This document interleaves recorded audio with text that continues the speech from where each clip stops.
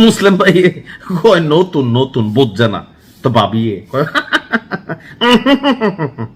এটা কোনটা কয় আবার নতুন না আবার পুরান, যেই প্রধান ফতাই তো আওয়ামী লীগের সময়। তো তারা কিন্তু আসলে তেমন কিছু করছে না, শুধু নূর উডারে আর্মি একবার ধরছিল, না জানি পুলিশে ধরছিল। যাই হোক, জামাত ইসলাম একটা অমানুষের দল। ভাই আজকের দিনে কতটুকু গণতান্ত্রিক বাংলাদেশ হলে এই কথা বলা যায়? তাও কে বলছেন? রাশেদ খান। আর নামের আগে পিছিয়ে কিছু নাই, তবে অনেকে বিকাশ রাশেদ বলেন। কিন্তু আমরা সকলে জানি যে গণ অধিকার পরিষদের যিনি সাধারণ সম্পাদক আছেন মোহাম্মদ রাশেদ খান, তাদের কিন্তু অনেক বর্ণাঢ্য অতীত ইতিহাস আছে, যারা পাবলিকলি কিন্তু লাইভে এসে বুদ্ধি দিত আমাদের বোনদেরকে যে খালি বিকাশ করেন, বিদেশ থেকে জামাইরা যে হাত খরচের টাকা পাঠাইছে বিকাশ টিকাশ করে আমাদের দলটা চালানোর জন্য সুযোগ করে দেন।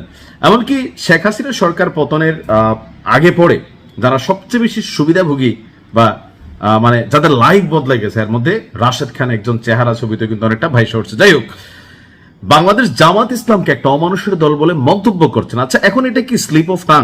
জামাতের তারা চাইলে শেয়ার করতে পারেন ভিডিওটা, কেন আসলে তিনি এই কথা বললেন? এটা কি আওয়ামী লীগকে খুশি করার জন্য, শেখ হাসিনাকে খুশি করার জন্য, নাকি অন্য কোনো কারণে? তিনি ফেসবুক পোস্টে বলছেন, আমি গতকাল ঠিকই বলছিলাম জামাত ইসলাম একটা অমানুষের দল। শহীদ প্রেসিডেন্ট জিয়াউর রহমান জামাত ইসলামীকে রাজনীতিতে সুযোগ দিয়েছিলেন, দেশনেত্রী বেগম খালেদা জিয়ার সাথে রেখে মানুষ করতে চেয়েছিলেন, কিন্তু এরা অমানুষই রয়ে গেছে। অর্থাৎ বিএনপির সময় থেকে তাদেরকে মানুষ করার যে প্রাণান্তকর চেষ্টা চলছে, কিন্তু জামাত মানুষ হয় নাই, রাশেদ খান এটাই বলছেন। এবং কি এটা একটা প্রমাণ হলো, গতকালকে জামাতের আমির বললেন আগেই ছিল জাতীয়তাবাদী দল, এখন হয়েছে চাঁদাবাজ দল। জামাতের আমির যদি এই কথা বলে থাকে তাও কিন্তু ভেজাল আছে, কারণ জামাতের দুই এক নেতার ঘরেও কিন্তু ত্রাণের 96 বস্তা চাল পাওয়া গেছে, কারোর পেট্রোল পাম্পে তেল পাওয়া গেছে। এখন ধরেন আসলে সবাইকে দোষ থেকে মুক্ত, কেউ হয়তো বেশি করতেছে, কেউ 1% হলেও করতেছে। তা আমি আসলে জামাত আমির এই বক্তব্য শুনি নাই, আমি রাশেদের এই স্ট্যাটাসটা পড়ছিলাম। তো তিনি বললেন যে জামাতের আমি বলছেন যে আগে ছিল জাতীয়তাবাদী দল, এখন হয়েছে চাঁদাবাজ দল। মাথা থেকে পায়ের মাথা, পায়ের পাতা সবাই চাঁদাবাজ। এইটা আবার কিন্তু জামাত ইসলামের আমির যদি বলে থাকেন অতিরঞ্জিত বলছেন। মাথা থেকে পাতা এটা আসলে কখনোই হয় না। একটা দলের মধ্যে 2-4টা সুবিধাভোগী বিচি নেতা থাকে যারা রাজনীতি করে ধান্দা করার উদ্দেশ্যে, আর রাজনীতির জন্য রাজনীতি, রাষ্ট্রের জন্য রাজনীতি, দেশের জন্য রাজনীতি করা লোকদের সংখ্যা কম হলেও একবারে কিন্তু গণহারে নাই তা বলা যাবে না। তো এই কারণেই রাশেদ খান খেপছে। তার বক্তব্য হচ্ছে যে সাদা দাড়ি রেখে আর মাথায় টুপি দিয়ে যারা মিথ্যা বলে আমি তাদেরকে মানুষ নয় অমানুষই মনে করি। ঘুরে ফিরে সেই শেখ হাসিনার যেই, তাহলে তো জামাতকে যে শেখ হাসিনা নিষিদ্ধ করলো, রাশেদ খান কি সেটারও পক্ষে, মানে আই ডোন্ট নো। তারপর বলছেন যে এই দলটার আগা থেকে গোড়া অমানুষে ভরা, অর্থাৎ জামাত ইসলামের সবগুলাই অমানুষ। আর বলছেন যে একটা ইসলামী দল যদি এমন মিথ্যাচার করে ক্ষমতায় আসতে চায় তবে তাদের জবাব ভালোভাবে দেওয়ার সুযোগ নেই।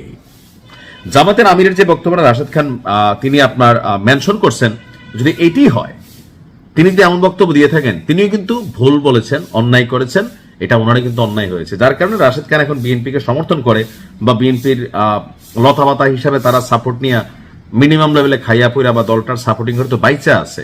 আবার ধরেন বিএনপিকে নিয়ে এমন মন্তব্যটাকে আসলে সঠিক অবশ্যই না। দেখেন প্রত্যেক আওয়ামী লীগ যে এত খারাপ ছিল, এর মধ্যে কি 2-4টা ভালো মানুষ ছিল না? অবশ্যই ছিল।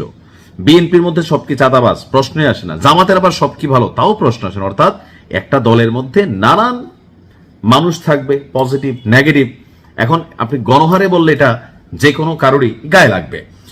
তো তিনি আপনার বলছেন যে দুর্নীতি চাঁদাবাজ একটি সার্বজনীন সমস্যা, এই সমস্যা দলের কতিবিভক্তি যেমন করে, দল না করা সন্ত্রাসীরও করে। এটা কিন্তু রাশেদের বক্তব্য সঠিক।